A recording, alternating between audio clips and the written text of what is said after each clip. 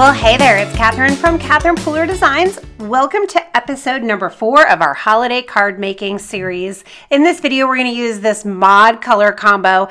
These two cards, the second two, were made by Erica, and I loved her color combo and her use of the mod strips cover plate. She was inspired by my Christmas Lattes card, which was episode number 3 in the holiday card making series. So I grabbed It's a Girl, Rockin' Red, Sauna, Buttercream, all that jazz and blackjack with the mod strips cover plate, along with the note card frame and tag dies. This is a really versatile product. Well, actually both of them are, so if you don't have them, definitely check them out in the shop. I'll link everything below. They are classic products to have in your stash. So I ran the mod strips cover plate through my die cutting machine twice. You get different widths. You can use one of each strip on a card background. It's going to fit exactly on your card front, A2 size, or you can pick and choose your sizes and mix and match them. I also really like these strips for stamping sentiments on them. So I would like to color all of these strips.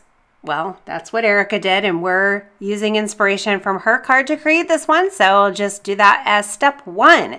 So using the direct to paper technique, I'm just going to run my ink pad across the strip, and just like that, I have coordinating cardstock with all of my ink colors. So now I have an It's a Girl strip, a Rockin' Red. Our foam ink pads transfer color so easily from the ink pad to cardstock or to your stamp. So it's really easy to get a solid stamped image, and it's also really easy to color your own cardstock. You can see just a swipe across that cardstock and boom, I have color cardstock. You're definitely going to want to have ink refills on hand if you do a lot of this, because you can see how the color on the pad got a little bit lighter as I used the ink out of it. So just a quick run over with the nozzle.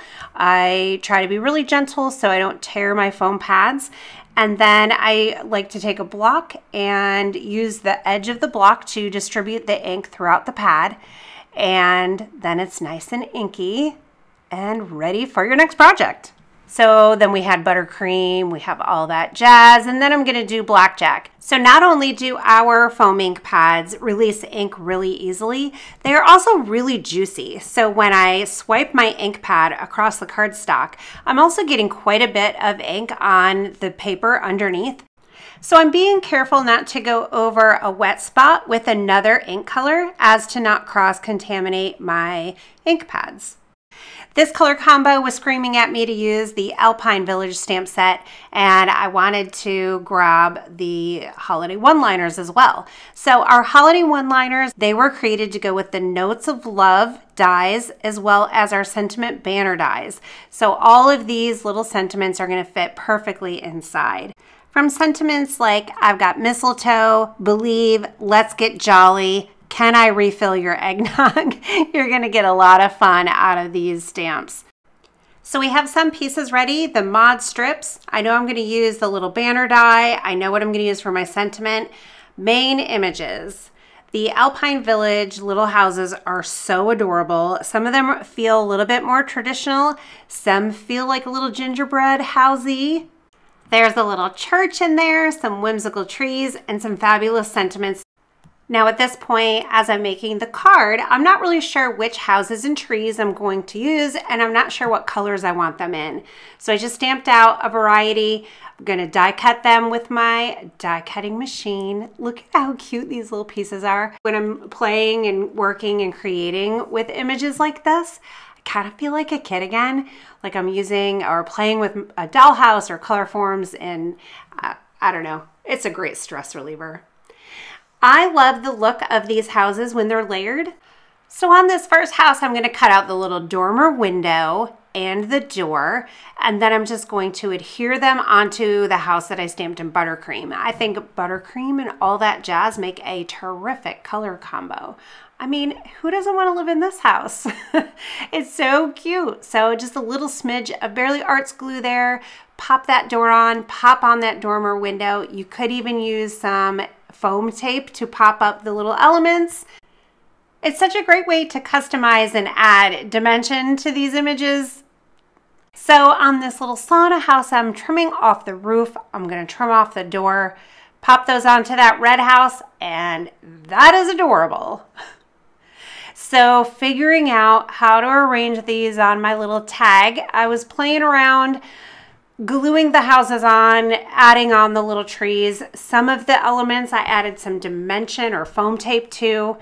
And what I ended up with, this happened to you guys, you put something together and then as you continue with the creative process, you realize it's not exactly how you wanted it to look. So I'm guilty of this all the time.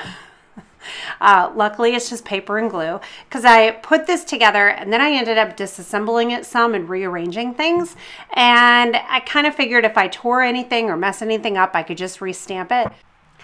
And in the meantime, I'm adding on all the mod strips. So the way the mod strips die cuts, it cuts all those strips 4 1/4 inches wide. So that is portrait orientation, and I wanted my card to be landscape orientation.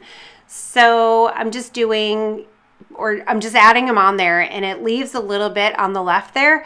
That's fine. I'm gonna put my banner die over the top of it and just have a little bit of blank space on the end. I also considered cutting these strips maybe about 3/4 of the way over and then using the little excess piece to glue on the left side of the banner so that it looked like it went all the way across. So that is another option for you. And then adding on that banner with the little houses. So I'm just continuing to play with this arrangement and I'm still thinking about it. And meanwhile, I'm going to stamp and emboss and die cut my sentiments. So I have a little template here. I took my Love Note dies, die cut it through some black cardstock, and then I'm using that as my template and I'm stamping inside each opening.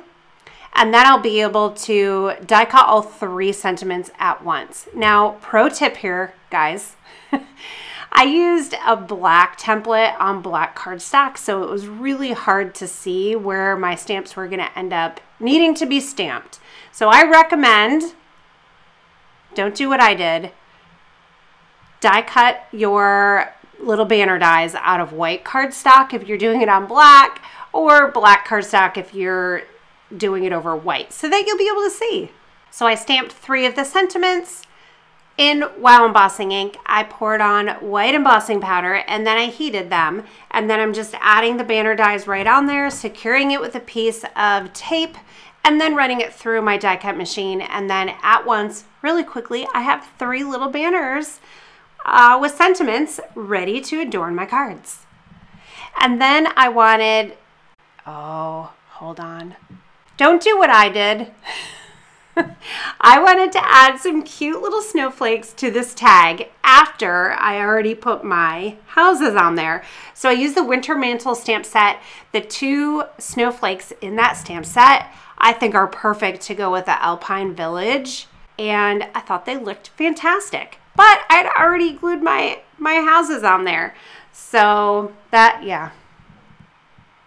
It ended up working out okay in the end. So I just pulled my houses off and I got a fresh tag and I stamped some Buttercream and It's a Girl snowflakes on there, and I think it looks really cute.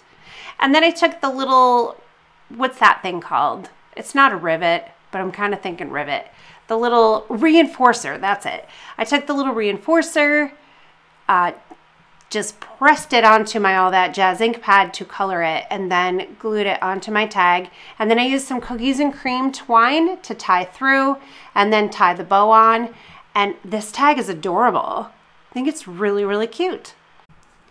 I ended up staggering the houses a little bit, and I also used dimension or foam tape on the back of that Buttercream house so that it pops out a little.